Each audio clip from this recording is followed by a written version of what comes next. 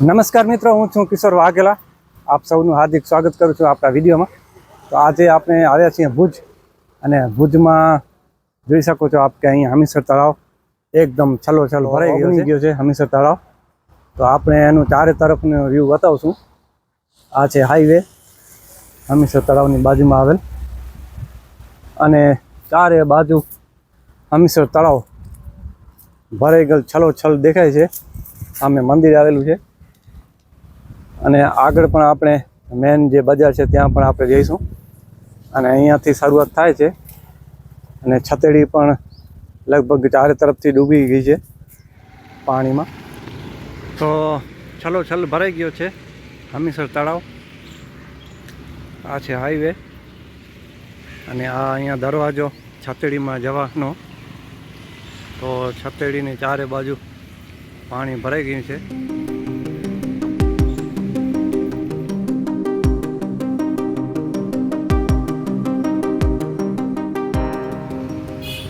તો આપ જોઈ શકો છો કે હમીરસર તળાવમાં પાણી એકદમ છલોછલ, અને ઘણા બધા માણસો પણ અહીંયા જોવા માટે આજુબાજુમાં ફર્યા કરે છે.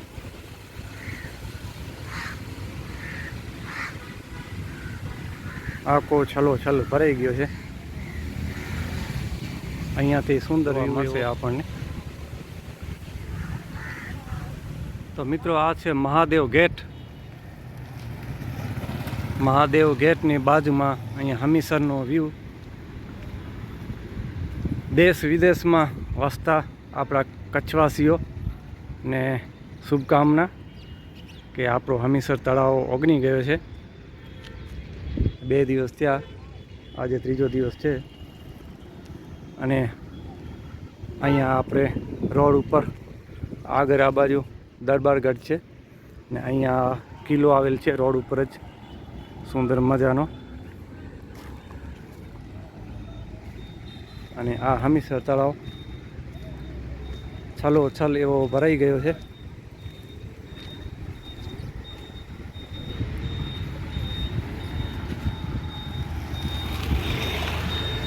સુંદર મજાનો એવો હમીરસર ભુજનો તળાવ. અને અહીંયા પક્ષીઓ પણ, કાગડા પણ જોવા મળશે અહીંયા કને.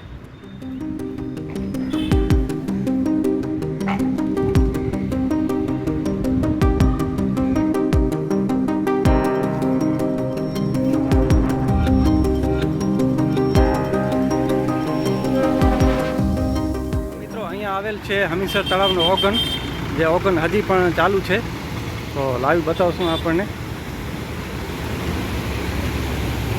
તો આ છે ઓગન, અને ઓગનમાં આપ જોઈ શકો છો કે પાણી હાલમાં હજી 3 દિવસ થયા ઓગની ગયો છે, છતાં પણ પાણી ચાલુ છે.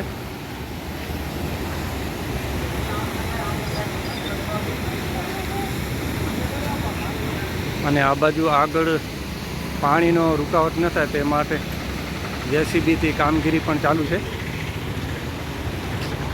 ઘણા માણસો અહીંયા જોવા પણ આવ્યા છે ઓગન.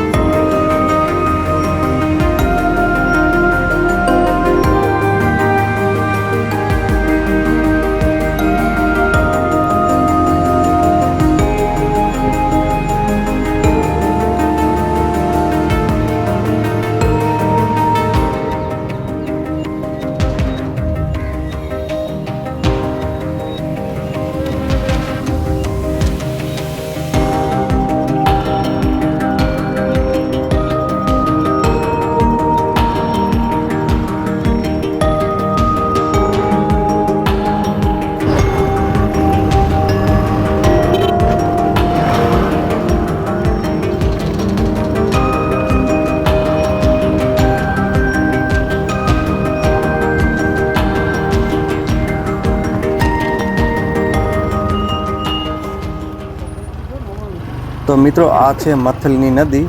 તો આપણે નદીનો પણ વિડીયો બનાવ્યો છે, કારણ કે આ નદી ઉપર કોઝવે છે. કોઝવે ઉપર લગભગ 1 ફૂટથી વધારે પાણી છે અને પાણીમાં આ કોઝવે ઉપર ખાડા છે. તો વાહન ચાલકોને ખાસ વિનંતી કે આ કોઝવે ઉપર તમે રાતના કે દિવસના અહીંથી તમે પસાર થાઓ તો મોટું વાહન હશે તો વાંધો નહીં આવે, પરંતુ જો 4 વ્હીલ કે 2 વ્હીલ નાની બાઇક જો તમારી પાસે હશે તો અહીંયા બહુ ધ્યાન અને કાળજીપૂર્વક તમને રસ્તો ક્રોસ કરવો પડશે, કારણ કે આનમાં એવા અમુક ખાડા છે. ખાડામાં જો તમારું ટાયર અંદર જો ગયું તો તમે પડી શકો છો, અકસ્માત થઈ શકે છે, જેના કારણે બહુ સાવચેતીથી આ રસ્તો પસાર કરવો. આપ જોઈ શકો છો કેટલું પાણી ભર્યું છે. અહીંયા પાણીમાં જ બાઇક મારી જઈ રહી છે, પરંતુ એકદમ જોઈને ચલાવું છું, કારણ કે નીચે ખાડા છે. ખાડામાં જો આપણું ટાયર ગયું અંદર તો આપણે પડી શકીએ છીએ નીચે અને અકસ્માત થઈ શકે છે.